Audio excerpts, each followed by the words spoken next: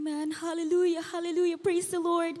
Ang pinakamataas sa pagpupuri, pagdadakila, pagluwalhati, pasasalamat at pagsamba ay tanging sa ating pinakamamahal na Panginoong Hesus po lamang.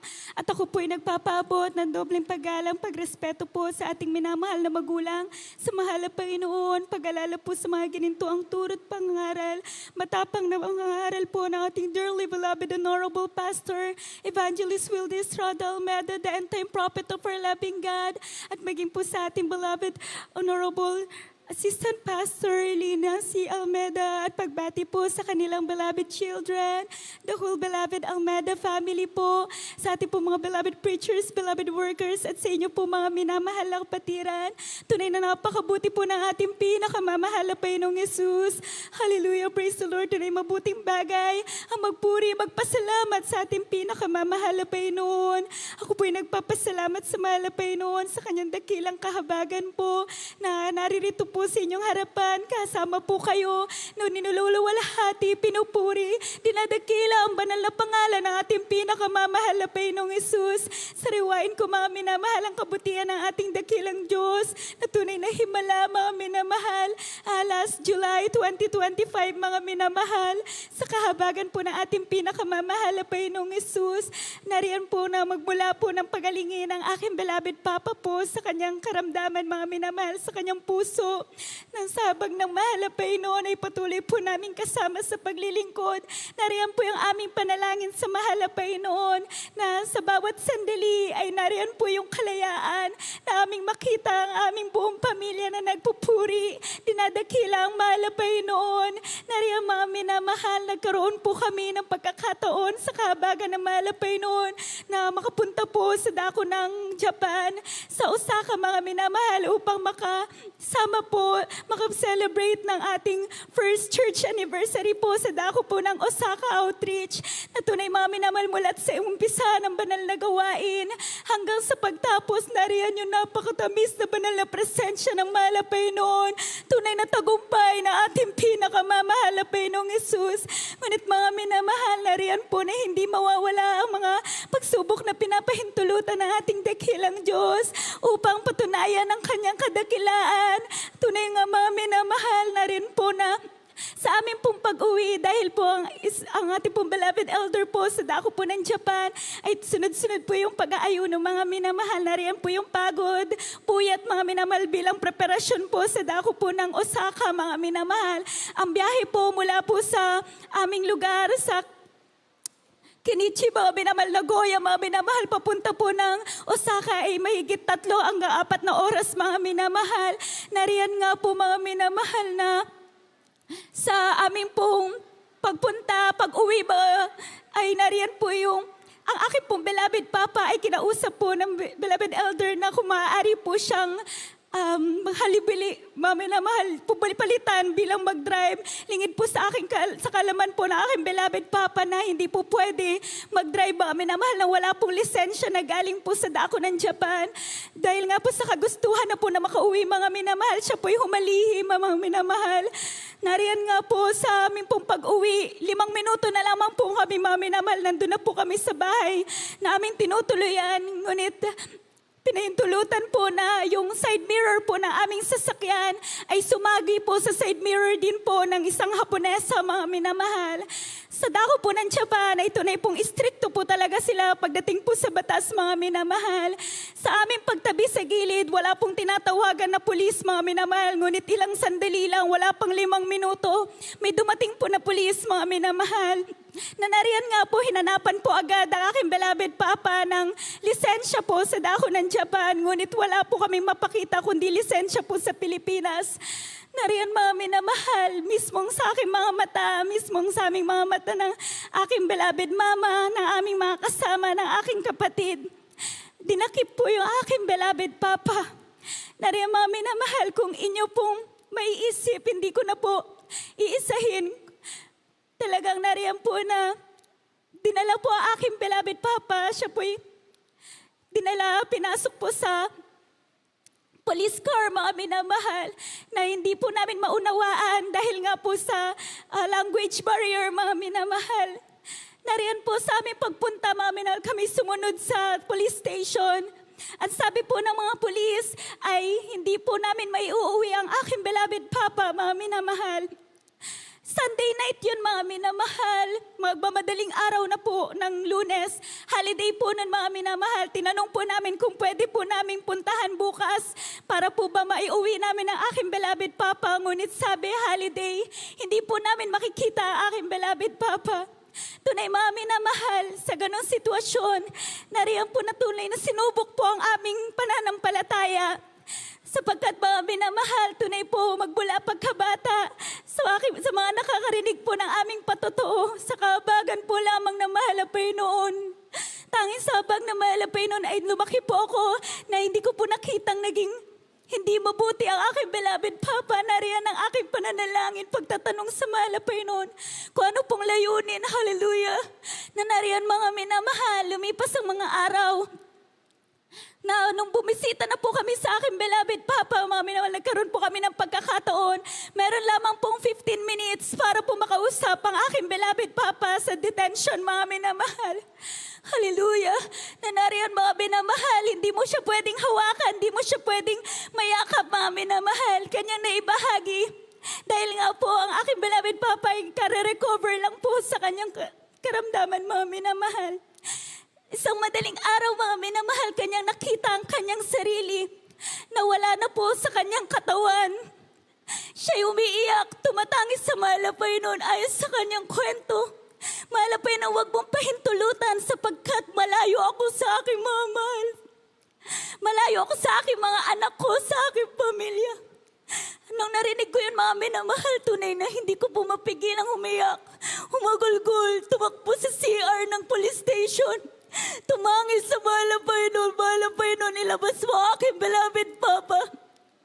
Alam niyo, mga minamahal, tuloy nga pong nariyan ang pinapahintulutan ng mahal na Panginoon ng mga bagay sapagkat may nais ay pagawa ang ating pinakamamahal na Panginoong Jesus. Nariyan, mga minamahal, sa aming pag-uwi, hindi po namin naiuwi aking beloved Papa. Aking po nakasanayan na sa tuwing umaga, mga minamahal, 3:00, 5:00 na madaling araw. Nariyan po na pagising ko po ay makikita ko po aking beloved Papa sa kahabagan ng mahal na Panginoon na nananalangin, nagpupuri po sa dako ng kusina, mga minamahal. Ngunit isang araw sa aking pagising, mga minamahal, hindi po ako nakasanay, mga minamahal, na pagdating ko po sa kusina, mga minamahal, wala po yung aking beloved Papa doon. Doon po ako para po akong binuhusan ng napakalamig na tubig. Ngunit nakita ko ang aking sarili na naninikluhod, tumatangis sa mahal na Panginoon. Na marahil tinuturi po ng mahal na Panginoon na tayo'y matuto, hindi aasa sa iba, kundi ikaw mismo. Tatangis ka, lalapit ka sa mahal na Panginoong Jesus. Hallelujah! Na nariyan, mga minamahal, lumipas ang mga araw, binibisita po namin ang aking beloved Papa, nakakausap po namin ang police station, ang mga policemen po doon. Talagang hindi pa po talaga nila mapapalabas ang aking beloved Papa. Binigyan po ng kung ano po yung maaaring ibayad at kung ano po yung maaaring mangyari. Sa batas po ng Japan, mga minamahal, kapag ikaw po ay nag-drive ng without license, ang pagkakakulong po, mga minamahal, di po tulad dito sa Pilipinas. Doon po ay may kulong, mga minamahal, ng 3 to 5 years. Kung hindi ka makukulong, magbabayad ka, mga minamahal, ng 500,000 to 1 million yen. Binigyan na po kami ng presyo, mga minamahal, dahil po aking beloved Papa ay wala pong license, 500,000 yen. At dahil po, pinayagan po siya na mag-drive ng walang lisensya, ng may lisensya ay another 500,000 yen. At bawat sakay, mga minamahal, ay tagi-100,000, mga minamahal, 100,000 yen. So mga total, mga minamahal, 1.6 million yen po ang pinapaprepare sa amin. Ngunit nariyan ang aming pagtangis sa mahal na Panginoon. Hallelujah. Sa kanang amin, mga minamahal, wala po kaming magagawa. Hallelujah. Sa kabagan ng mahal na Panginoon, bulat sa umpisa kami po ay nagpa-counsel, mga minamahal, sa ating po beloved children. Hallelujah. Amin po sinaliksik ang aming sarili, mga minamahal, na kung meron daw po bang nais na ipagawa ang ating pinakamamahal na Panginoong Isus. Ngunit nariyan, mga minamahal, sa kabagan ng mahal na Panginoon, amin pong naalala ang mga kabutihan, pangako ng ating dakilang Diyos, na mga itinuturo po natin, beloved parents in the Lord, sa ating banal na gawa Mula sa umpisa mga minamahal, nariyan po na aming nababad ang aming sarili. Sa pakikinig po ng mga pangaral, matapang na pangangaral ang ating dearly beloved honorable pastor na tunay mga minamahal, tumatag po ang aming pananampalataya. Hallelujah! Na nariyan mga minamahal, di po namin sinukuhan, pag-ayuno, pananalangin, pagpupuri sa ating pinakamamahal na Panginoong Isus. Sabi po na aming ating beloved children, mga minamahal, sa kahabagan ng mahal na Panginoon, amin pong pinanghawakan. Walang makukulong, walang marerevoke na visa, walang magbabayad, walang multa. Hallelujah! Yan po ang aming pinanghawakan. Mga minamahal, tumagal po ang panahon, nariyan yung proseso. Sinisik po na aking beloved mama kung ano ang nais sa ipagawa ng ating pinakamamahal na Panginoong Isus. Magmula po noon, mami na mahal, kinakausap po namin ang aking beloved mama kung gusto niya na po magpagamit bilang mga awit. Alam po natin, mami naman, na kapag tumawag ang mahal na Panginoon, ay kailangan po nating sundin. Hallelujah! Glory to God! Mami naman, nung nagkaroon na po, nag-decide na po aking beloved mama. Glory to God po. Naging smooth po yung process. Maya't maya na po kami tinatawagan ng police, mga minamahal, sa lagay po ng aking beloved papa. Ngunit mga minamahal, tumagal pa po ang panahon. Nag-extend na po ako ng stay ko. Ngunit nariyan po, na sinubok po ako ng mahal na Panginoon ko. Ako po ba'y magpapanatili, mga minamahal, uuwi na po ng Pilipinas sapagkat mga minamahal, meron pong duty sa dako po ng Bataan dito po sa Pilipinas para po sa church production. Hallelujah, glory to God po. Na nariyan po yung aking pananalangin ko. Ako po'y uuwi na, mga minamahal. Nariyan po, naalala ko po ang bilin lagi sa akin na aking beloved papa. Kung may pagkakataon na ikaw ay papapiliin, lagi mong unahin, piliin ang mahal na Panginoon. Yes, Lord. Hallelujah. Glory. Alam niyo mga pinamahal, di ko po maiwan ang aking beloved mama sapagkat kung sa aking sarili mga pinamahal, hindi ko po kayang makita ang aking beloved papa na nasa ganong kalagayan. Lalo't higit po ang aking beloved mama. Na nariyan mga minamahal, nagkukulong po ako sa CR, umiiyak, binubuksan ko po yung gripo para hindi po marinig na aking beloved mama yung aking pagtangis. Ngunit mga minamahal, rinig na ating pinakamamahal na Panginoong Isus. Hallelujah, glory to God. Sa aking pag-uwi mga minamahal, during duties, lingid po sa kalaman ng kahit na sino sa amin na aking pong nakakasama ang aming kalagayan. Kundi ang mahal na Panginoon, ang beloved na ngasiwa, beloved children lang po ang nakakalam. Na tunay mga minamahal, nagtatago po ako sa aking mga kapwa choir. Umiiyak ako sa mahal na Panginoon. Na alam ko, mahal na Panginoon, pag inuna kita, ikaw ang kikilos. Yes, Gagawin ko ang kalooban mo, ikaw ang kikilos. Hallelujah, glory to God. During mga minamahal duties mo, napakalaking himala na kailangan po namin ng bagay na yun ay ulan, mga minamahal, kung gaano pinapatunayan ng mahal na Panginoon magmula noon na sa production, mga minamahal, kailangan po namin ng ulan at tirik na tirik po yung araw na yun. Ngunit sabi namin, sa mahal na Panginoon, walang imposible. Sa mismong araw na binuhos ng mahal na Panginoon yung kailangan namin, mga minamahal. Mismo pagkatapos doon, tumawag po aking beloved mama. Anak, nakalabas na ang papa mo. Hallelujah, glory to there's God. Jesus. Hallelujah. Himala, after ng mga himala, tunay na napakabuti po natin pinakamamahal na Panginoong Isus. Nung paglabas po na aking beloved papa, chinek po agad na aking beloved mama ang password. Kung meron nga po ito, na-revoke daw po ba ang visa or naban po ba siya? Mami naman, yun po ang unang chinek na aking beloved mama. Gaano kayo mala, napakabuti ng ating pinakamamahal na Panginoong Isus. Kung ano yung pinanghawakan na pananampalataya na sinabi ng ating mga lingkod, ating pinakamamahal